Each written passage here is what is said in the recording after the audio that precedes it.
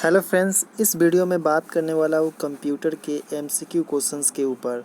Total यहाँ पे 31 questions है। 31 क्वेश्चंस को मैं बारीकी से डिस्कस करूँगा, तो वीडियो को अंत तक देखिएगा और चैनल पे पहली बार है तो चैनल को सब्सक्राइब कर लीजिएगा। जो पिछले जितने भी 7 वीडियो में मैं कंप्लीट करवाया एक चैप्टर को, उसके बेसिस पर ही ये क्वेश्चंस है, तो आप लोग ध्यान से देखेंगे। जो भी कमेंट हो तो आप कमेंट कर सकते हैं वीडियो का डिस्क्रिप्शन में। तो चलिए वीडियो को शुरू करते हैं। तो यहाँ पे देख सकते हैं कि फर्स्ट क्वेश्चंस है। तो फर्स्ट क्वेश्चंस क्या बोला है, भारत में बोला है यहाँ पे कि भारत में कंप्यूटर के जनक है। तो ये तो सभी को पता है। अगर वर्ल्ड वाइड बोला जाए तो चार्ल्स वेबेज हो जाएगा। वर्ल्ड वाइड अगर बोलता है, यहाँ पे बोला है भारत, तो ये काफ़ी लोग कंफ्यूज हो जाएंगे कि यहाँ पे आंसर चार्ल्स बेबेज टिक कर देंगे, पर ये चार्ल्स बेबेज यहाँ पे गलत हो जाएगा। क्यों? क्योंकि यहाँ पे भारत बोला है। तो आपका आंसर क्या हो जाएगा यहाँ पे? तो यहाँ पे आंसर आपका हो जाएगा, भारत में कंप्यूटर के जनक कौन है? तो यहाँ पे हो जाएगा रंगास्वामी नरसिम्हन। यहाँ पे रंगास्वामी नरसिम्हन यहाँ पे हो जाएगा। तो काफ़ी लोग चार्ल्स बेबेज भी सोचे होंगे कि भारत में कंप्यूटर के जनक है, सीधा जनक समझे होंगे कंप्यूटर के, तो चार्ल्स बेबेज। तो कुछ परसेंटेज ऐसे भी बच्चे होंगे जो चार्ल्स बेबेज सोचे होंगे, पर आपको ध्यान रखना है कि भारत के लिए हो जाएगा रंगास्वामी नरसिम्हन, और यहाँ पे पूरे विश्व के लिए बोला जाए तो चार्ल्स बेबेज हो जाएगा। उसके बाद यहाँ पे नेक्स्ट क्वेश्चन यहाँ पे दिया हुआ है, कंप्यूटर दिवस मनाया जाता है। जो कंप्यूटर दिवस कब मनाया जाता है? तो कंप्यूटर दिवस यहाँ पे कब मनाया जाता है? कंप्यूटर दिवस यहाँ पे 2 दिसंबर को मनाया जाता है, 2 दिसंबर को। तो आपको याद रखना है, डायरेक्ट क्वेश्चंस पूछे जा सकते हैं एग्ज़ाम में। उसके बाद है नेक्स्ट है थर्ड नंबर क्वेश्चन, इसमें बोला है कंप्यूटर माउस का आविष्कार किसने किया था? जो कंप्यूटर है, कंप्यूटर के संग एक माउस होता है जो कंप्यूटर से कनेक्ट रहता है, उसका आविष्कार किसने किया था? तो यहाँ पे आपको लग रहा होगा कि काफ़ी डिफ़िकल्ट क्वेश्चन है, क्योंकि इससे पहले बहुत लोग नहीं भी सुने होंगे कंप्यूटर का आविष्कार सुने होंगे कि कौन किया है, पर यहाँ पे जो यहाँ पे माउस का आविष्कार किसने किया, ये तो काफ़ी लोगों को पता नहीं होगा। तो यहाँ पे आप लोग देख लीजिए कि यहाँ पे 3 नंबर जो क्वेश्चंस है, तो यहाँ पे जैसे कि ऑप्शन ए है डगलस एंगलबर्ट है, ऑप्शन बी है वानेवर बुश है, ऑप्शन सी है रॉबर्ट स्मिथ है, और ऑप्शन डी है वर्टरम राफेल है। तो ओवरऑल यहाँ पे कंप्यूटर का जो माउस का आविष्कारक है वो कौन है? तो यहाँ पे आंसर हो जाएगा ऑप्शन ए डगलस एंगलेवर्ट्स यहाँ पे माउस का आविष्कार किया था। तो यहाँ आंसर डगलस एंगेल्डवर्ट्स यहाँ पे हो जाएगा। काफ़ी डिफ़िकल्ट पढ़ने में नाम लग रहा है। नेक्स्ट क्वेश्चन है यहाँ पे 4th नंबर, जिसमें बोला है कि कंप्यूटर के जन्मदाता कौन है? तो यहाँ पे कंप्यूटर के जन्मदाता कौन है? तो ऑप्शन ए है हॉर्न होलेरिथ, ऑप्शन बी है विल गेट्स, और 2 ऑप्शन है नीचे की तरफ दिखाता हूँ। 2 ऑप्शन यहाँ पे है, ऑप्शन सी है न्यूटन, और ऑप्शन डी है यहाँ पे आपका चार्ल्स बेबेज। तो इसका आंसर क्या हो जाएगा? चार्ल्स बेबेज हो जाएगा यहाँ पे आंसर किसका? तो यहाँ पे आंसर किसका? कंप्यूटर के जन्मदाता का नाम क्या है? चार्ल्स बेबेज यहाँ पे आंसर हो जाएगा। तो यहाँ पे ओवरऑल यहाँ पे आपको एक चीज़ सीखने को मिला होगा कि जब फर्स्ट क्वेश्चन हमने किया था तो उसमें बोला है भारत में कंप्यूटर के जनक कौन है? जनक या जन्मदाता जो होता है वही वर्ड है, जन्मदाता बोलिए चाहे जनक बोलिए।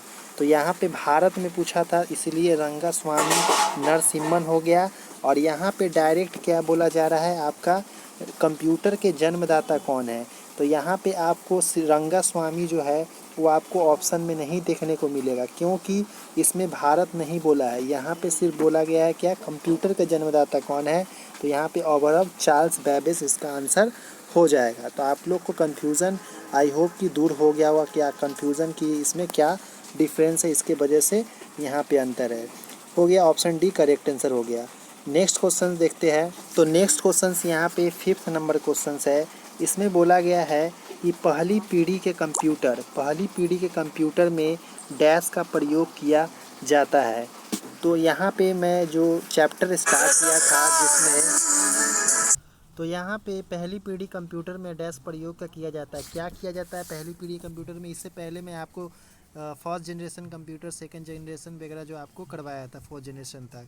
तो यहाँ पे क्या यूज़ किया जाता है? तो यहाँ पे यूज़ किया जाता है ऑप्शन ए, आप जो देख रहे हैं यहाँ पे निर्गत नलिकाओं यानी वैक्यूम ट्यूब का यूज़ किया जाता है। वैक्यूम ट्यूब के बारे में भी आपको मैं बताया था कि फर्स्ट पीढ़ी में, पहली पीढ़ी के जो कंप्यूटर उसमें वैक्यूम ट्यूब का प्रयोग किया जाता है। ये UPSSC 2016 कंप्यूटर ऑपरेटर में पूछा गया था। उसके बाद है नेक्स्ट क्वेश्चन 6 नंबर। इसमें बोला गया है कि आपके कंप्यूटर को निर्देश डैश भाषा में दिया जाता है। मतलब आपके कंप्यूटर को निर्देश कौन सी भाषा में दिया जाता है? तो यहाँ पे ऑप्शन है कोड भाषा में, मशीन भाषा में, असेंबली भाषा में या कंपाइलर में। तो यहाँ पे देख सकते हैं कि क्या आंसर हो जाएगा। तो यहाँ पे आंसर मशीन भाषा, यानी जो आपके कंप्यूटर को निर्देश मशीन भाषा में दिया जाता है। तो यहाँ पे ऑप्शन बी हो जाएगा। तो यहाँ पे आपका 6 क्वेश्चन हो गया। अब 7वां क्वेश्चन, तो 7th क्वेश्चन यहाँ पे देख सकते हैं बोला गया है कि विंडोज़ है। विंडोज़ क्या है तो आपको ये बताना है। तो ऑप्शन ए है एक वर्ड प्रोसेसिंग डिस्क है, ऑप्शन बी है एक वीडियो गेम है, ऑप्शन सी है एक प्रकार का ऑपरेटिंग सिस्टम है और ऑप्शन डी है मॉनिटर डिस्प्ले सिस्टम है।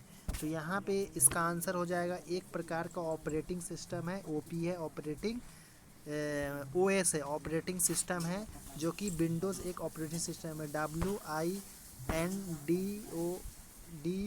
WINDOWS विंडोज़ जो होता है वो एक सॉफ्टवेयर है जो कि ऑपरेटिंग सिस्टम है। उसके बाद हो गया यहाँ पे 8 नंबर क्वेश्चंस बोला गया है कि कंप्यूटर की दूसरी पीढ़ी डैश पर आधारित है। किस पे आधारित है? तो यहाँ पे है, और जैसे पहले वाला था वैक्यूम ट्यूब पे, तो इसमें क्या हो जाएगा दूसरी पीढ़ी के? तो ऑप्शन ए है एकीकृत परिपथों में, ऑप्शन बी है VLSI चिप में और ऑप्शन सी है निर्वात नलिकाओं में, ऑप्शन डी है ट्रांजिस्टर है। तो जैसा कि आपको मैं पढ़ाया था उस समय आपको बताया था कि ट्रांजिस्टर जो है दूसरी पीढ़ी के कंप्यूटर पे आधारित है, जो कि ट्रांजिस्टर पर आधारित है। तो आंसर क्या हो जाएगा? ऑप्शन डी ट्रांजिस्टर कंप्यूटर की दूसरी पीढ़ी ट्रांजिस्टर आधारित है। ठीक है। उसके बाद है 9th नंबर क्वेश्चन। इसमें बोला है कि कंप्यूटर की कार्य प्रणाली को कितने घटकों में बांटा जाता है? तो कंप्यूटर की कार्य प्रणाली को कितने भागों में बांटा जाता है? तो यहाँ पे ऑप्शन ए में 1 भाग, ऑप्शन 2 में 2 भाग, ऑप्शन सी में 3 और ऑप्शन डी में 4। तो यहाँ पे 9th नंबर क्वेश्चन का आंसर ऑप्शन सी हो जाएगा, जो कि 3 भागों में कंप्यूटर प्रणाली के घटकों को बांटा जाता है। तो ऑप्शन 3 मतलब 3 करेक्ट हो जाएगा। उसके बाद है 10th नंबर क्वेश्चन। इसमें बोला है कि कंप्यूटर प्रणाली में निम्न में से क्या इनपुट डिवाइस का उदाहरण नहीं है? कंप्यूटर प्रणाली में निम्न में से क्या इनपुट डिवाइस का उदाहरण नहीं है? तो इनपुट क्या होता है? जो कंप्यूटर के जैसे बाहर से, जैसे कोई कीबोर्ड है, माउस है वगैरह है, उसमें हम लोग देते हैं तो स्क्रीन पे शो होता है, उसे इनपुट कहते हैं। जैसे कोई हम लोग वर्किंग करते हैं, जैसे कीबोर्ड में कोई बटन दबाते हैं तो वहाँ पे स्क्रीन में आपका टाइप हो जाता है, तो इससे हम लोग क्या बोलेंगे? इनपुट डिवाइस क्या हो जाएगा? तो जैसे कि यहाँ पे ऑप्शन से ही आप नेगलेक्ट कर सकते हैं अगर आपको कुछ कन्फ्यूज़न होता है। जैसे कि ऑप्शन ए हो जाएगा यहाँ पे कीबोर्ड हो जाएगा, कीबोर्ड हो गया, ऑप्शन बी माउस हो गया, ऑप्शन सी स्कैनर हो गया। तो यहाँ पे ये तो आउटपुट डिवाइस हो गया, कीबोर्ड आउटपुट डिवाइस होगा क्योंकि बाहर से हम लोग इसे कमांड करते हैं, माउस भी आउटपुट हो गया क्योंकि बाहर से इसे कमांड करते हैं, स्कैनर भी हो गया, ये स्कैनर मशीन पे हम लोग किसी डॉक्यूमेंट को रख के स्कैन करते हैं, तो ये भी आउटपुट डिवाइस तीनों हो गया। पर यहाँ पे आपका इनपुट बोला है, तो इनपुट क्या होता है? प्रिंटर होता है। जैसे कि हम लोग प्रिंटर मशीन है उसमें से कंप्यूटर को कमांड देते हैं तो प्रिंट यहाँ से निकलता है, तो ये इनपुट हो गया। ठीक है। तो यहाँ पे प्रिंटर इसका करेक्ट आंसर हो गया। उसके बाद यहाँ पे 11th नंबर क्वेश्चन है कि कंप्यूटर प्रणाली में एलयू का तात्पर्य क्या है? तो इसका एलयू का तात्पर्य ही अगर पूछेगा तो इसका फुल फॉर्म पूछ रहा है, तो इसका डायरेक्ट आपका होता है अरिथमेटिक लॉजिक यूनिट। तो यहाँ पे जो फर्स्ट ऑप्शन है अरिथमेटिकल लॉजिकल यूनिट, ठीक है। तो आप लोग ध्यान देखेंगे तो ये बाकी सब गलत है, ठीक है। तो arithmetical logic unit option A correct answer हो गया। उसके बाद है नेक्स्ट क्वेश्चन है कि 12th नंबर। इसमें बोला है कि टेम्पोरेरी मेमोरी कहलाती है। टेम्पोरेरी मेमोरी क्या कहलाती है? कौन सी मेमोरी टेम्पोरेरी मेमोरी कहलाती है? तो यहाँ पे इसका आंसर हो जाएगा आपका रैम होता है वो आपका टेम्प्रोरी मेमोरी कहलाता है। और ये बाकी जो पी रोम है, रोम है और डॉस है, ये पी रोम और ये जो रोम है ये बाकी अलग हो गया। तो यहाँ पे टेम्प्रोरी मेमोरी रैम कहलाता है, ठीक है। उसके बाद है नेक्स्ट क्वेश्चंस की 13 नंबर क्वेश्चन है कि ऐसी सूचना जो कंप्यूटर सिस्टम में किसी बाहरी सोर्स से आती है वह डैश कहलाती है। मतलब ऐसी सूचना जो कंप्यूटर सिस्टम में किसी बाहरी सोर्स से आती है वह कहलाती है, क्या कहलाती है? जैसे बाहर से कोई आता है उसे हम लोग क्या कहेंगे? तो यहाँ पे इसका इनपुट हो जाएगा ऑप्शन बी, इसका करेक्ट आंसर हो जाएगा 13 नंबर क्वेश्चन का, कि ऐसी सूचना जो कंप्यूटर सिस्टम में किसी बाहरी सोर्स से आता है, तो बाहरी सोर्स से आता है वह कहलाती है इनपुट। मतलब हम लोग इनपुट देते हैं, जैसे कि यहाँ पे फर्स्ट क्वेश्चन क्या दिए थे हम लोग, यहाँ पे एक क्वेश्चंस किए थे जिसमें माउस प्रिंटर था जो कि इनपुट डिवाइस था, ठीक है। उसी तरह यहाँ पे आपका क्या आंसर हो गया? आंसर हो गया यहाँ पे इनपुट हो गया। तो 13 नंबर का बी ऑप्शन यहाँ पे हो गया, ठीक है, बाहरी सोर्स से आता है। उसके बाद है ASCII का विस्तारित रूप क्या है? तो इसका फुल फॉर्म जैसे मैं पहले जब कराया था उस समय शुरू में ही आपको बताया था कि ASCII का फुल फॉर्म भी पूछा जाता है। तो यहाँ पे इसका डायरेक्ट आंसर देखा जाए ऑप्शन डी में, American standard code for information exchange, information interchange है, sorry, American standard code for interchange. तो यहाँ पे ओवरऑल इसका आंसर हो गया क्या? American standard code for information interchange आपका ASCII का हो गया। नेक्स्ट क्वेश्चन देखिए 15 नंबर है। तो 15 नंबर में यहाँ पे देख सकते बोला है कि कंप्यूटर प्रणाली में निम्न में से सबसे अधिक संग्रह क्षमता किसकी होती है? कंप्यूटर प्रणाली में निम्न में से सबसे अधिक संग्रह क्षमता किसकी होती है? तो इसका करेक्ट आंसर हो जाएगा टेराबाइट। जैसे कि एक लिस्ट दे के आपको बताया था कि टेराबाइट, गीगाबाइट, किलोबाइट वगैरह जो होता है उसके बारे में, तो आपको उसको सीरियल नंबर वाइज आपको याद रखना पड़ेगा, जो प्रीवियस कुछ वीडियो में मैं करवाया था। तो यहाँ पे ऑप्शन सी करेक्ट आंसर हो जाएगा, टेराबाइट TB सिंबल इसका होता है, जो कि आपका करेक्ट आंसर हो जाएगा 15 का ऑप्शन सी। नेक्स्ट क्वेश्चन है 16 नंबर, इसमें बोला है कि यह किसी भी कंप्यूटर सिस्टम का ब्रेन यानी मस्तिष्क कहलाता है। इन चारों ऑप्शन में से कौन है जो कि कंप्यूटर सिस्टम का ब्रेन कहलाता है यानी मस्तिष्क कहलाता है? तो आपको पता होगा ये सब जनरल क्वेश्चंस है। CPU इसका करेक्ट आंसर हो जाएगा, CPU, जो कि आपका मस्तिष्क होता है किसका? कंप्यूटर का। उसके बाद है 17 नंबर क्वेश्चन, इसमें बोला है कि कंप्यूटर के अंतर्गत 1 बाइट बराबर कितना बीट होता है? तो आपको पता होगा कि इस 1 बाइट बराबर कितना होता है? 8 बीट, जो कि आपको बताया था। उसके बाद है नेक्स्ट क्वेश्चन है कि 18 नंबर की कृत्रिम बुद्धिमत्ता कंप्यूटर का किस पीढ़ी से संबंधित है? कृत्रिम बुद्धिमत्ता कंप्यूटर किससे संबंधित है? तो इसका आंसर देख सकते हैं कि ऑप्शन ए में है प्रथम पीढ़ी है, ऑप्शन बी है तृतीय पीढ़ी, ऑप्शन सी है पाँचवीं पीढ़ी और ऑप्शन डी है आठवीं पीढ़ी। तो इसका आंसर मैं बताया था पाँचवीं पीढ़ी, जिसमें कृत्रिम उपकरण वगैरह उसके बारे में डिस्कस किया गया है। पाँचवीं पीढ़ी में अगर आप देखते हैं तो आपको पता चल जाएगा। तो ऑप्शन सी करेक्ट आंसर पाँचवीं पीढ़ी। उसके बाद 19 नंबर क्वेश्चन है, इसमें बोला है कि माइक्रो प्रोसेसर युक्त कंप्यूटर किस पीढ़ी के हैं? जो माइक्रो प्रोसेसर होता है वो युक्त कंप्यूटर किस पीढ़ी के है? तो आपको पीढ़ी में कौन से पीढ़ी के अंतर्गत माइक्रो प्रोसेसर आता है? तो इसका आंसर हो जाएगा चौथी पीढ़ी, आपको याद रखना है। उसके बाद है यहाँ पे 20 नंबर क्वेश्चन, इसमें बोला है कि कंप्यूटर अपने परिणामों को भविष्य हेतु सुरक्षित रखता है, यानी कंप्यूटर अपने परिणामों भविष्य हेतु सुरक्षित रखता है किसके माध्यम से? तो इसका करेक्ट आंसर हो जाएगा ऑप्शन बी, मेमोरी के माध्यम से, जिसमें मेमोरी में ही आपका जो भी डेटा वगैरह स्टोर करके सुरक्षित रखा जाता है भविष्य के लिए। उसके बाद है 21 नंबर क्वेश्चन, इसमें बोला है 21 नंबर क्वेश्चन में कि आपका कंप्यूटर प्रणाली में CD-ROM द्वारा क्या दर्शाया जाता है? CD-ROM जो होता है उसके द्वारा क्या दर्शाया जाता है कंप्यूटर में?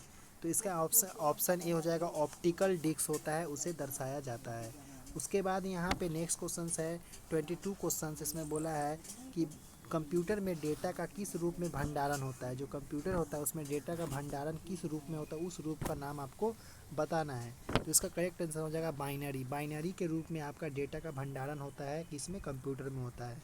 उसके बाद यहाँ पे नेक्स्ट क्वेश्चन है 23 नंबर क्वेश्चन, इसमें बोला है कि कंप्यूटर प्रणाली में निम्न में से क्या प्रोग्रामिंग भाषा नहीं है? मतलब इस 4 ऑप्शन में से कौन सा ऐसा चीज़ है जो प्रोग्रामिंग भाषा नहीं है। तो आपको पता होगा कि कोबोल एक प्रोग्रामिंग भाषा आप पढ़े होंगे, प्रीवियस वीडियो में आपको बताया था भी उस डिटेल में। उसके बाद है फोर्ट्रान भी है, वो भी प्रोग्रामिंग भाषा है। पास्कल्स भी एक प्रोग्रामिंग भाषा है, पर ये जो लोटस है ये कोई प्रोग्रामिंग भाषा नहीं है। यहाँ पे आंसर क्या हो जाएगा, ऑप्शन डी करेक्ट आंसर यहाँ पे हो जाएगा। उसके बाद 24 नंबर क्वेश्चन है। 24 क्वेश्चन है कि किसी कंप्यूटर की परमानेंट मेमोरी क्या कहलाती है। कंप्यूटर का जो परमानेंट मेमोरी होता है उसे हम लोग क्या कहते हैं। तो यहाँ पे इसका करेक्ट आंसर हो जाएगा ऑप्शन सी रोम। रोम को हम लोग परमानेंट मेमोरी बोलते हैं और रैम को टेम्प्रोरी मेमोरी बोलते हैं। ये आपको याद रखना है, इसके ऊपर क्वेश्चंस बनते हैं क्योंकि ये यूपी SSC 2016 दिल्ली पुलिस 2018 में पूछा गया है। उसके बाद यहाँ पे 25 नंबर क्वेश्चन है। इसमें बोला है कि 1 गीगाबाइट कितने मेगाबाइट बाइट बाइनरी के बराबर है। तो आपको पता होना चाहिए कि जो भी हम लोग यहाँ पे 1 गीगाबाइट चाहे हो तो आपका 1024 के बराबर हो, अगर 1 टेराबाइट हो वो भी 1024 के बराबर ही होता है। तो इसका करेक्ट आंसर आपका बी हो जाएगा। उसके 26 नंबर क्वेश्चन है। इसमें भारत का पहला सुपर कंप्यूटर कौन सा है। तो आपको पता होगा कि जो परम हमारे जो है भारत का पहला सुपर कंप्यूटर है परम। ये करेक्ट आंसर परम हो जाएगा। उसके बाद है 27 नंबर क्वेश्चन। इसमें बोला निम्न में से कौन सा अस्थाई मेमोरी या अस्थिर मेमोरी के रूप में जाना जाता है। अस्थाई मतलब जो अस्थाई न रहे। तो यहाँ पे करेक्ट आंसर क्या हो जाएगा, जो अस्थाई मेमोरी है तो इसका करेक्ट आंसर हो जाएगा रैम। रैम अस्थाई मेमोरी है जो कि परमानेंट नहीं रहता है, ठीक है। रोम होता है परमानेंट। उसके बाद 28 नंबर क्वेश्चन इसमें बोला है कि कंप्यूटर की दूसरी पीढ़ी यानी सेकंड जनरेशन है वो किस दौरान देखी गई थी। तो आपको अपडेट पूछ दिया। आपको मैं जब जनरेशन वाला करवा रहा था उस समय इतना से इतना जनरेशन है, इतना से फर्स्ट है, सेकेंड है, ये सब भी बताया था आपको। तो यहाँ पे जो 5वीं पीढ़ी है वो वर्तमान तक 1973 से वर्तमान तक ये तो है। बाकी अब 3 ऑप्शन में से हमको देखना है कि कौन सा करेक्ट होगा। तो यहाँ पे आपको मैं बताया था कि 1956 से लेकर 1962 के जो बीच में दौरा है वो दूसरी पीढ़ी का कंप्यूटर है। और उसके बाद यहाँ पे 1900, ये आपका करेक्ट आंसर हो जाएगा ऑप्शन सी यहाँ पे हो जाएगा, ठीक है। नेक्स्ट है 29 नंबर क्वेश्चन। इसमें बोला है कि कंप्यूटर के 4 प्रमुख कार्यों यानी फंक्शन का निम्नलिखित में से सही क्रम कौन सा है। 4 प्रमुख कार्यों का फंक्शन। तो यहाँ पे 29 का ऑप्शन ए ही करेक्ट होगा कि इसमें बोला इनपुट है, प्रोसेस है, आउटपुट है, स्टोरेज है। तो आई होप कि आपको पूरा समझ में आया। इसके बाद और है 30 और 31 क्वेश्चन, उसको भी मैं दिखा देता। तो यहाँ पे 30 नंबर क्वेश्चन देख सकते हैं, बोला है कि डेटा ऑर्गेनाइजेशन में डेटा का सही आरोही क्रम क्या है। डेटा ऑर्गेनाइजेशन में तो यहाँ पे इसका करेक्ट आंसर ऑप्शन है डेटा ऑर्गेनाइजेशन में फर्स्ट में बीट आएगा, उसके बाद बाइट आएगा, उसके बाद फील्ड आएगा, उसके बाद रिकॉर्ड आएगा, उसके बाद फाइल आएगा। तो आप लोग डिटेल में और भी मैं बताऊँगा नेक्स्ट वीडियो में कि इसका क्या होता है। उसके बाद है नेक्स्ट क्वेश्चन। तो उसके बाद है यहाँ पे 31 क्वेश्चन। इसमें बोला है CPU से तात्पर्य है, यानी CPU का फुल फॉर्म क्या है। तो सेंट्रल प्रोसेसिंग यूनिट होता है, जो कि इसका ऑप्शन है करेक्ट आंसर हो जाएगा। तो टोटल 31 क्वेश्चंस करवाए। जिन कोई भी क्वेश्चन में डाउट है तो आप कमेंट कर सकते हैं। आई होप कि पूरा आपको इन्जॉय किए होंगे क्वेश्चन से, क्योंकि इंपॉर्टेंट क्वेश्चन है, वही क्वेश्चन लाया हो जो इंपॉर्टेंट है। तो चलिए नेक्स्ट वीडियो मिलते हैं। चैनल पर पहली बार चैनल को सब्सक्राइब करके बेल आइकन को प्रेस कर दो। चलिए नेक्स्ट वीडियो में, धन्यवाद देखने के लिए।